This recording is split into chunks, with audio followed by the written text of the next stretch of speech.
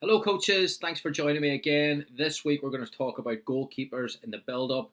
Before we start, if you enjoy these videos and you want to keep them going, three things you can do to help us. Number one, subscribe in the link below. Two, give it a quick like. Very, very simple. Three, go above and beyond. Support the work. Modern Soccer Coach Detail available now. New book on the link below. And I'll do a special deal for you. If you watch this here and you're a goalkeeper coach and you want some goalkeeper presentations, order the book, shoot me an email, gary@modernsoccercoach.com, and I'll shoot you over 4 webinars from professional goalkeepers, all that we've done through lockdown, for absolutely free. All right, so today we're going to talk about goalkeepers in the build-up. Everyone knows that the role of the goalkeeper has increased over the last 10, 15 years. We're now at a stage where the goalkeeper definitely is that 11th player in the build-up. But I think over the last 6 months, something that I've noticed from analysing games and watching games is that goalkeepers are not just part of the build anymore. They're now being trusted against pressing systems, and they're now the main part of the solution to try and get players higher up the pitch and attacking systems to progress higher up the pitch in different ways. So I wanted to look at that in this little segment, particularly with back fours. So there's different variations that you can do with goalkeepers in different ways. This one is all about back fours, 4 different variations that you can build into your back four with your goalkeeper. The first one is the diamond. Now the diamond is very, very simple, very, very common that you see teams today that are using a back four, splitting the 2 centre backs and then putting the number 6 at the top of the diamond and the goalkeeper at the bottom. Very, very simple to put on a tactical pad or a tactical board. More complex whenever you've got pressure, which is 2 centre forwards pressing from out to in, and maybe someone at the back of the number 6 applying pressure as well. Sometimes it's difficult to break. So there's different ways to break it. One thing that we wanted to look at during this one was what that allows you to do. And this system allows you to push your fullbacks higher. So all of a sudden then your fullbacks can get high because your central space is occupied with your centre backs and your number 6. It also allows your number 6 and your number 8s to potentially combine a central overload to get you out to those fullbacks. So a clip that we wanted to show was the New England Revolution. Here the holding midfielder plays on the weak side of the pressing rather than in front of them, just changes their position. And that allows them to receive the ball in the half turn, play forward, turn, build into attack. I think the main things for me here in terms of the detail of the work is the timing of when to drop into that space for the number 6, but the weight of the pass from the goalkeeper and knowing and understanding exactly when that number 6 has drawn in, because if the number 6 is waiting for that pass, having come in there, it's going to get picked off, and then the margins are very, very small because that player is going straight to goal. So the diamond can get you out, it can get you a central overload, it can allow midfielders to combine, it can give the number 6 freedom in terms of their movement, but it can also get you higher up with your fullbacks.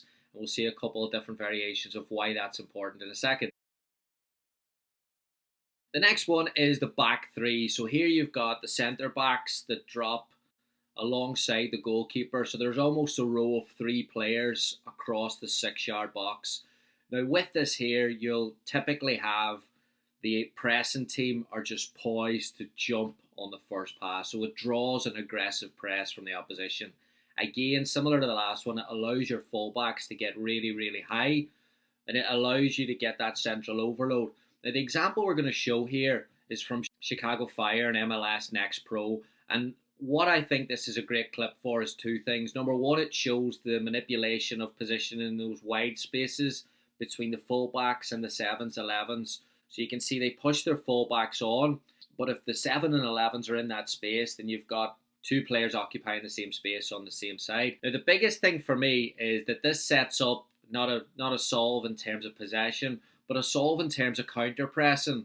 So Jurgen Klopp famously once said that there's no better playmaker than a counter press, and this response from Chicago suggests that this is definitely intentional. This is what they want to do. Is it a 50-50 ball? Who knows? But you can see here that it sets up the opposition in a way that they can counter press aggressively, pushes the opposition backwards, and now they're in a position to press, and they get their press exactly right, win the ball, create an excellent opportunity, score a great goal. But I think the lesson here is that sometimes in training, build up, is that sometimes whenever the team gives the ball away, the coach will stop it and say, all right, we should have done this, or we should have done that, or that's wrong, or we can do this better. But this example shows us that sometimes it's not just about giving the ball away, it's how you respond to it. And you can actually give the ball away and have a favourable situation in terms of your counter press, and that allows you to win the ball higher. So back to what Klopp said, there's no better playmaker than a counter press. That means that you can work the ball in 20 passes, but if you put someone under pressure to give you the ball straight away in their half of the pitch, it's very, very hard to defend against that there, because usually that player's out of position. So something there that I thought was really, really interesting was that back three. Next one is the false centre back, and I'm sure everyone's seen this a few years ago with Ajax, and it's becoming more common. It was a bit of a wow factor a few years ago. I think teams are using it today a little bit more deliberately in terms of what they want to create. So Florida State have used this here, and I wanted to show this example. Your goalkeeper will take one of the positions of the centre backs, and you have a back four that looks really, really good. It looks really, really innovative. The one thing that we never ask in any of these Ajax clips is what actually happens to the centre back. And you can see here in the Florida State clip that the centre back drops into a number 6 position. So what does that then do? Well, that then would push the number 6 player onwards, push the number 8 onwards, and have a knock-on effect. But invariably, that leads to more players on the defensive line, which means that the opposition, even if they're in a block here, they're going to have to drop another player back into the lower part of that block, which means that the higher part of the block will have spaces for players to progress the ball. Now, what I think is interesting here from Florida State is you can see the distances where the passes are quite big. The goalkeeper and the defenders opt for bigger passes, because I think what this does is this challenges the back four in the opposition to drop, which again, it looks a bit direct. It looks as if they've ran out of ideas. I don't think that's the case. I think it's a way to push the defensive line back and open up the space in front, because you've loaded that line with players that can drop into spaces where defenders don't know whether to come or go, and then all of a sudden you've got players facing a back four, facing forward, timing the ball. They can pick their passes, or if they're closer to goal, they can get shots in. So I really, really like the false centre back. Now, I put this in the blog this week as well, and I've had a few people that commented on it and said, it depends on your risk, and absolutely it depends on your risk. A lot of coaches would be really, really uncomfortable putting a false centre back, a goalkeeper as a centre back.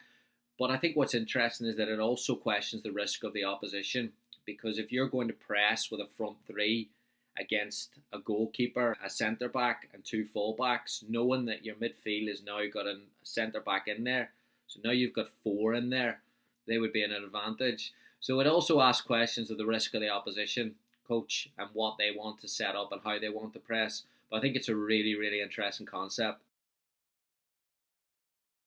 The last one is my favourite one, Orlando City, MLS Next Pro, the quarterback. And it starts off, and it looks really, really complicated to start with the picture, but it starts off where the goalkeeper's asked to pass the ball 5 yards. And it looks as if, the goalkeeper has minimal involvement in this build-up. But actually, and what I think is really interesting is that the player right next to the goalkeeper is the defensive midfielder. So as soon as the goalkeeper plays the ball to the defensive midfielder has drawn an opponent to press, but the defensive midfielder then runs out of that area. The goalkeeper is then given more space if the ball comes backwards. But with numbers committed to the press of the opposition, it opens up again, similar to Florida State, it opens up those spaces in front of the back four. What Orlando City done, which I find genius, is that they've put in the fullback on the weak side into the central space. Now you've got a central overload, which frees up the space on the weak side for the number 11 to get the ball and go forward. But this here, again, the detail and timing is absolutely brilliant. So some great ideas there. It got me thinking. I love watching football and seeing different ideas and different concepts and different ways to do something. It's very, very easy to put it on a tactical board and say, this is what we're going to do today. It's a lot more difficult when there's pressing situations and those distances can become smaller and smaller and more intense. And then all of a sudden, a player that you think is going to drop into a space doesn't, or maybe that space is occupied with a defender. There's so many different variables that are involved in build-up play. When you put the goalkeeper in the middle of it, the margins are way, way smaller because everyone knows that if the goalkeeper makes a mistake, there may not be anyone in the goal. You're probably going to concede off it. So the risk is really, really high. But I think the reward's really, really high as well. And if the objective of build-up play is to enter the final third of the opponent, this gives you a way better chance of doing it. I think the big lesson for us all in coaching is that if you want to do this here, you can no longer send the goalkeepers on their own for 30, 45 of an hour and then let them join in 11v11.